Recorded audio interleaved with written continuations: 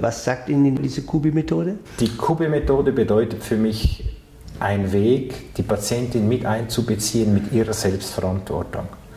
Und nicht dazustehen als Mediziner und die Last auf mich zu laden, für die ganze Gesundheit verantwortlich zu sein, sondern mit ihr und ihr zu helfen, dass sie selbst auch den Weg findet. Weil nur das ist nachhaltig und das hilft ihr dann auch für die weiteren gesundheitlichen Wege, wo man selbst die Ursache sucht und diese bearbeitet. Das ist ja das, was ich vermisse in der Medizin.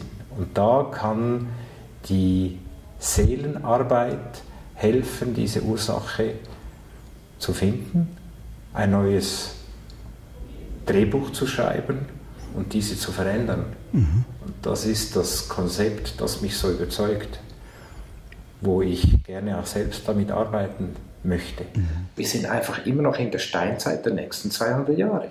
Und die Medizin muss diese Schritte gehen und ihre Praxis hat vielleicht was, das uns sofort ermöglichen würde, keine kranken Menschen mehr zu haben. Aber dieses Konzept, wie Sie es anbieten, die Kubi-Methode, die habe ich bis jetzt nicht gesehen. Und ich glaube, das ist eben das, was mich fasziniert. Und wo ich selbst viel Potenzial auch für mich sehe, das zu lernen, damit man eben auch die Empfehlungen dann richtig macht. Ich habe noch 5 Jahre bis zur Pension und ich brauche keine Angst mehr zu haben. Ich kann auch Dinge tun, wo ich überzeugt bin und ich muss nicht mehr auf alle diese Befindlichkeiten Rücksicht nehmen. Was ich mir wünsche, ist einfach Offenheit und uns einfach mal inspirieren lassen. Wenn man das tief eingehen lässt, dann kann man das gar nicht negieren. Weil wir ja alle akzeptieren, dass wir eine Seele haben, dass wir eine Intuition haben. Einfach mal offen zu sein zu dieser Möglichkeit der Kubi-Methode, sich das anzuhören, anzuschauen und vielleicht an sich selbst zu probieren. Und ich habe selbst in der Klinik, gerade für die Geburtshilfe, Akupunktur, Homöopathie, ätherische Öle eingeführt. Das war nie ein Problem. Also ich bin sicher, dass wir hier in der Schweiz und auch hier im Kantonsspital Aarau offen sind für komplementäre, andere Therapien, andere Möglichkeiten, die es uns erlauben, noch besser zu behandeln und zu unterstützen. Es gibt nur noch Chirurgie, es gibt nur noch Medikamente. Ich glaube, das Bewusstsein, das verbessert sich schon, dass auch Dinge aus der Seele zum Beispiel wichtig sind. Was ich einfach nicht verstehe, die Psychoanalyse, Freud, C.G. Jung, das gibt es seit 100 Jahren. Aber die sind keinen Schritt weitergekommen. Die haben den Übergang in das Verarbeiten mit der Seele, mit dem Unterbewussten zwar aufgelöst, aber sie haben den Weg nicht gefunden. Das verstehe ich nicht. Ich denke, das ist so ihre Lücke, wo sie eingesprungen sind. Ich glaube, dass die Zeit reif ist. Wir müssen da rein. Wir müssen die Studierenden und die jungen Ärzte überzeugen, dass das ein guter Weg sein kann. Und ich glaube, dass das viel wichtiger wäre als all die technischen Dinge. Die gehören für uns immer noch dazu. Aber die Seelenarbeit und dieses Heilkonzept zu erarbeiten, finde ich ganz wichtig. Wie könnte ein Angebot aussehen, damit diese Selbstverantwortung der Patienten gestärkt wird? Das ist genau das Problem zurzeit auch, wo wir so Dinge erarbeiten müssen. Ich habe mir erhofft, dass wir mit der Zusammenarbeit, die wir jetzt gestartet haben, dass das auch nachhaltig ist, dass das weitergehen kann, weil wir solche Angebote im Moment nicht haben. Aber diese Heilmethode, die Sie empfehlen, die haben wir nicht im Angebot. Wir müssen die ausbilden lassen.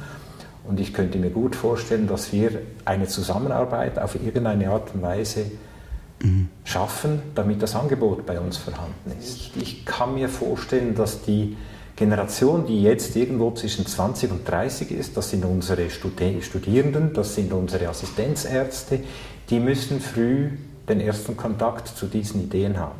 Ich kam über die Buchempfehlung meiner Schwägerin, kam ich zu ihrem Buch und das war Mental Healing. Das war das erste Buch, das ich gelesen habe. Und dann habe ich 3 weitere Bücher von Ihnen gelesen und das hat mich immer fasziniert. Ja, im Moment bedeutet es für mich großes Interesse, die Kubi-Methode weiter kennenzulernen, damit zu arbeiten, Frauen zu überzeugen, sich auf diese Therapie einzulassen, sich selbst zu helfen. Und was wir dafür tun müssten, wäre, das einzurichten. Leute zu haben, die das können und die das anbieten hier in der Schweiz. Ich wollte vor Jahren mal zu Ihnen in einen Kurs kommen. Dann waren Sie irgendwo in der Region Wallensee. Es hat mir terminlich nicht gepasst. Und dann war es wieder weg. Aber ich habe es nie vergessen. Und ich finde, dass Ärzte diese Kurse machen sollten. Also ich denke, hier ist eine Bereitschaft vorhanden, Dinge, die nicht die herkömmliche Medizin betreffen, anzuschauen, hinzuschauen, zu beurteilen und damit offen zu sein. Wenn eine Frau, Patientin, offen ist für Dinge, die sie nicht typischerweise der Medizin zuschreibt, und mit der arbeite ich und rate ich dann zu solchen Konzepten, wo sie sich selber helfen kann. Das sind auch Frauen, die von mir einen Buchtitel empfohlen kriegen, der von Kubi kommt. Sollte man vorgehen, dass die Ärzte das lernen oder sollten wir andere Menschen haben, die dann in derselben Organisation mit Ärzten zusammenarbeiten? Ich glaube, so wie es jetzt ist es besser, wenn es Leute sind, die sich dafür ganz klar committen und sagen, ich lerne das, ich gebe das gerne weiter.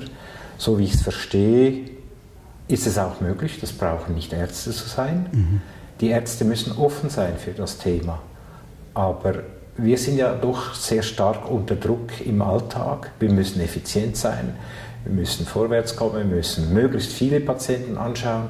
Und das ist nicht so direkt vereinbar mit so einer Methode, wo wir beraten und Zeit nehmen. Und in Ihrer Sprache ist es Beratung und Hilfe für Selbsthilfe.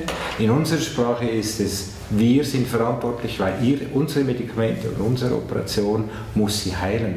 Und diese Verantwortung, die schaffen wir nicht. Was einen ganz großen Druck ausübt, dass man als Arzt glaubt, ich bin verantwortlich für die Heilung. Also sonst... wenn ich das nicht schaffe, dann habe ich versagt. Das ist ein schönes Konzept, weil das gibt mir immer viel Unterstützung in der Beratung von Frauen, die in der Not sind. Zu wissen, dass ich nicht ihre Heilung sein kann, das ist die komplementäre Medizin, wie wir sie genannt haben, plus die Schulmedizin. Die Schulmedizin, die braucht es auch, weil wir die Konzepte gar nicht an die Leute kriegen. Die sie verfechten. Natürlich. Es braucht Zeit und wenn sich das immer mehr so verteilt, dann werden wir vielleicht die Medizin irgendwann nicht mehr brauchen.